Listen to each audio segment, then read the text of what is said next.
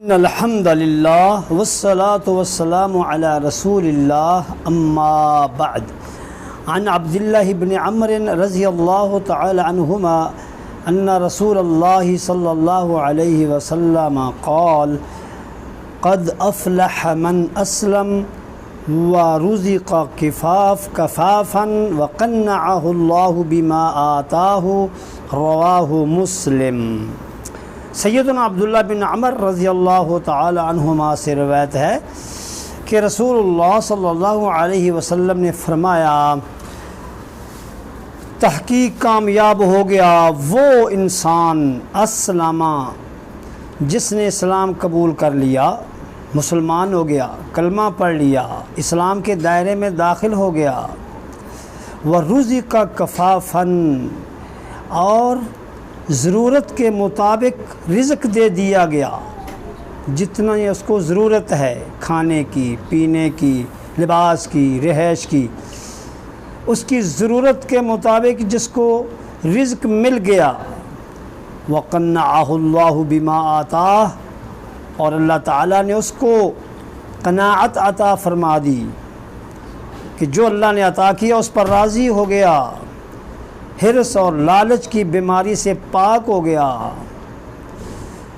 وہ انسان کامیاب ہو گیا۔ اس حدیث میں حرص کا جو الٹ ہے، حرص کی جو ضد ہے قناعت، اس کی عظمت بیان کی گئی ہے۔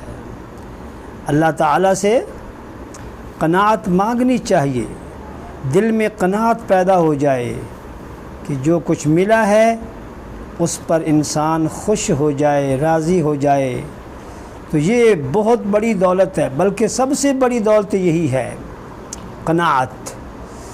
نبی صلی اللہ علیہ وسلم نے فرمایا، تم مالدار کس کو کہتے ہو؟ دولت مند کون ہے؟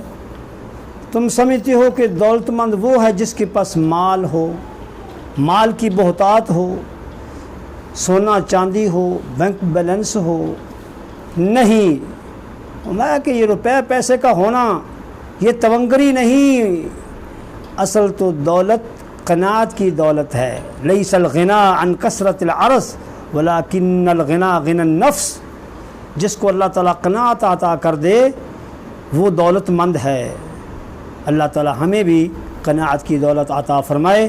وآخر دعوانا ان الحمد للہ رب العالمین۔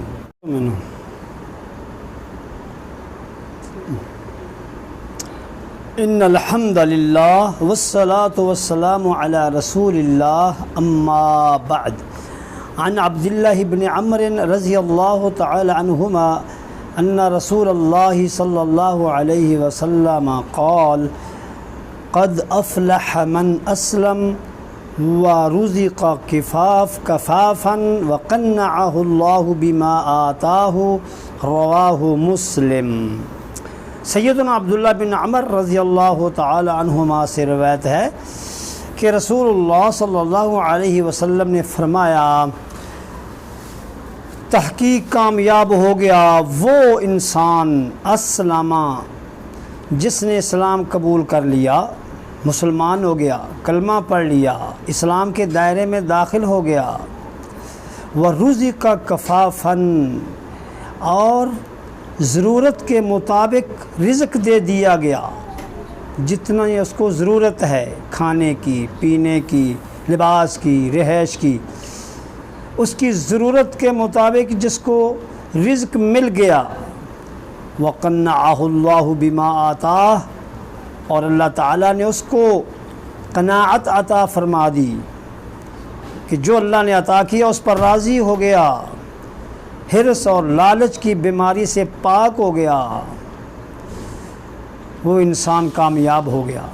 اس حدیث میں حرص کا جو الٹ ہے، حرص کی جو ضد ہے قناعت، اس کی عظمت بیان کی گئی ہے۔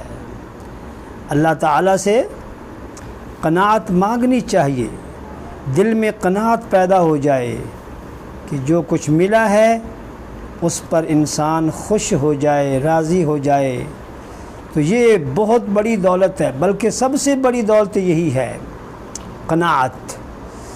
نبی صلی اللہ علیہ وسلم نے فرمایا، تم مالدار کس کو کہتے ہو؟ دولت مند کون ہے؟ تم سمجھتے ہو کہ دولت مند وہ ہے جس کے پاس مال ہو، مال کی بہتات ہو، سونا چاندی ہو، بینک بیلنس ہو؟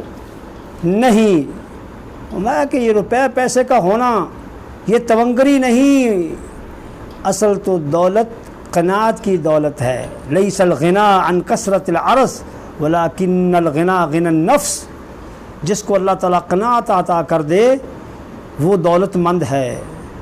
اللہ تعالیٰ ہمیں بھی قناعت کی دولت عطا فرمائے۔ وآخر دعوانا ان الحمد للہ رب العالمین۔